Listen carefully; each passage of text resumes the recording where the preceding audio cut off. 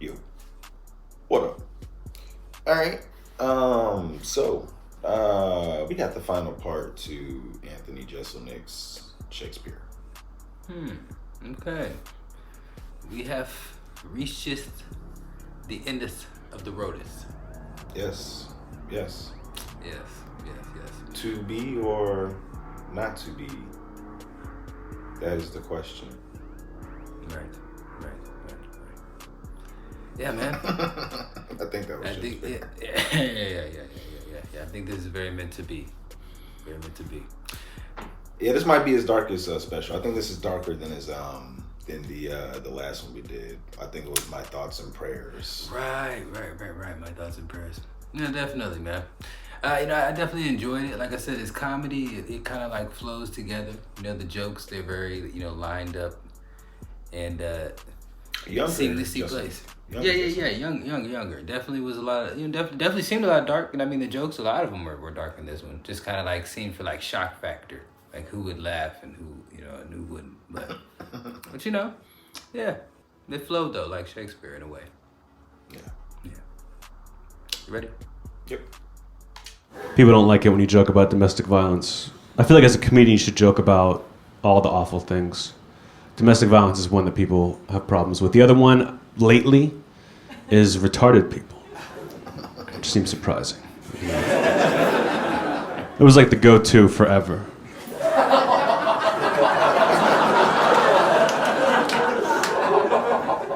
But people, even more than domestic violence, would be like, Anthony, you can't make fun of retarded people. You just can't make fun of retarded people. And I always say, no. You can't make fun of retarded people. I'm awesome at it.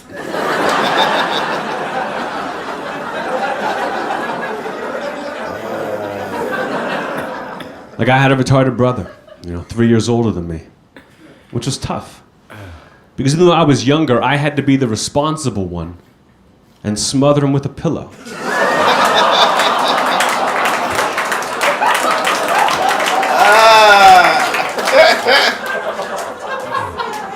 Right? There's nothing wrong with that. One time I told that joke, a guy jumps up and goes, "Hey, I got a retarded son, what about me?" I said, "What are you doing at a comedy show? You should be at home, laughing at your kid."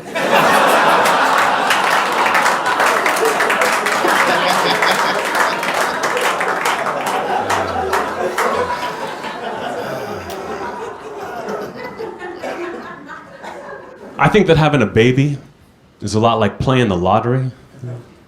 Because more than anyone else, Latinos love it.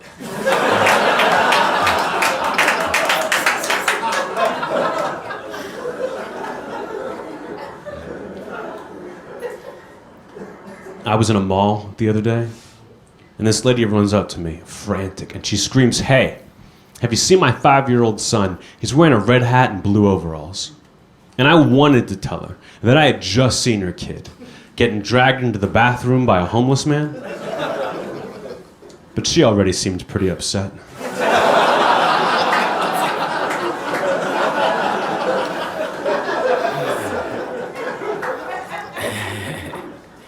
My sister and her husband live next to a bunch of cell phone towers. And they're concerned it's going to affect the health of their children, if they can ever stop having miscarriages.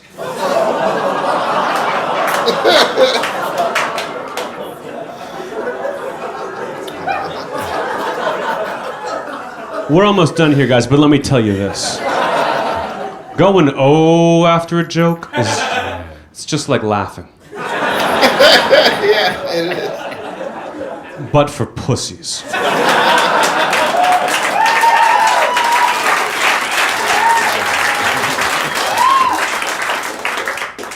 I'm glad you guys got your spirits up. Because this next joke is my best joke. You don't know anything about pain. You don't know anything about pain until you've seen your own baby drowned in a tub. And you definitely don't know anything about how to wash a baby.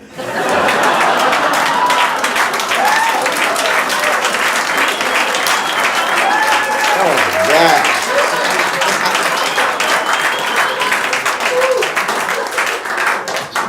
Now that joke is perfect. Perfect. Some people can't appreciate it. I had a woman come to me once after a show and say, Anthony, I just want you to know that I've lost 2 babies, and I don't appreciate that joke you told up there. And it really took me back. I was like, oh my God, man, I'm really sorry. If I had known that, I would have told it twice.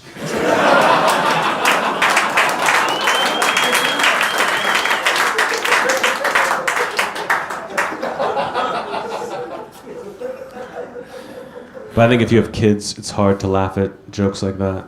You know, I don't know, I'm one of the lucky ones, but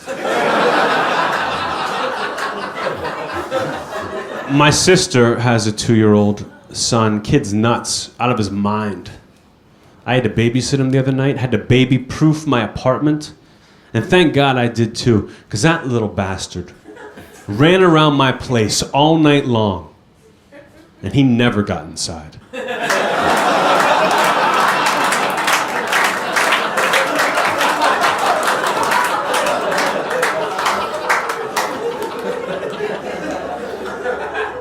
Babysitting's a tough job. When I was a kid, I loved to torture babysitters. It was my favorite thing to do in the world. If one of them ever fell asleep, I would sneak up to him, dip one hand in warm water, one hand in cold water, and then piss all over him.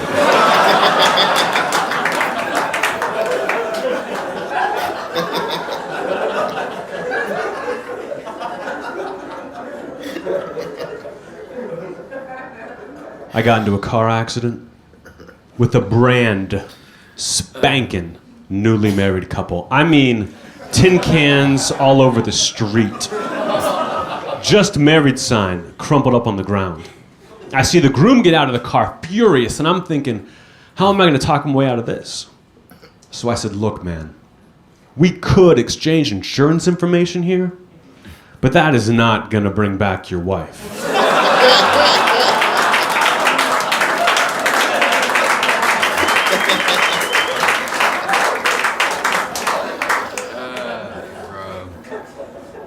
Funny thing about that joke, besides the punchline, is that people always get they're like, Anthony, really? All these jokes you do, have you done these things? I really like this off stage because clearly you're brilliant, but I've got questions about you as a human being. And after that joke, I always say, no, guys, of course not. 99% of these I just make up because I'm fucking clever. But that one, that last one, I do that shit all the time. To the same guy.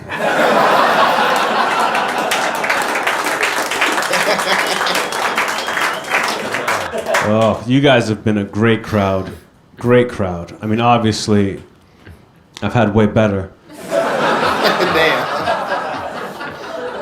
But I've also had way worse. I'd like to leave you guys tonight by telling you about the worst crowd I ever had. It was a place called Great Barrington, Massachusetts. Have you guys ever heard of Great Barrington? It's like a small town a couple hours north of New York. And it's like a tiny place. It's nice. But they just have one bar and that's it. One that I'm doing a show there, and it is going great until I tell this joke. I say, guys, favorite writer of all time? William Shakespeare. Love Shakespeare. Still read Shakespeare today. And people will argue with me that it's impractical to read so much Shakespeare. But let me learn you something. If it wasn't for Romeo and Juliet, I would have totally overreacted when my fiancée killed herself.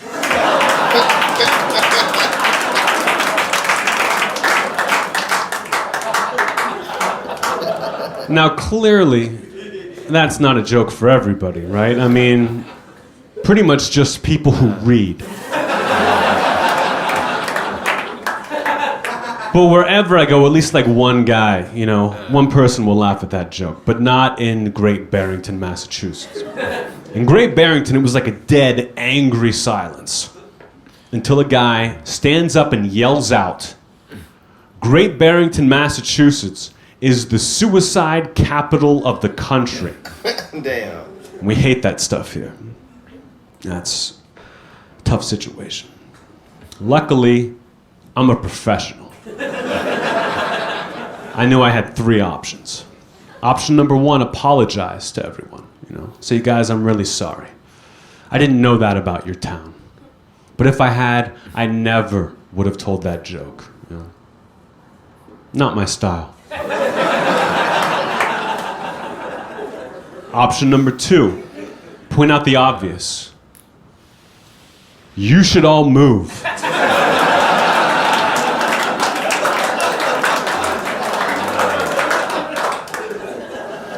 But instead I went with option number 3. I said, you know what? Fuck Great Barrington, Massachusetts. The only good thing I can say about this town is the suicide rate isn't as high as it should be. Thank you, everybody. Thank you very much.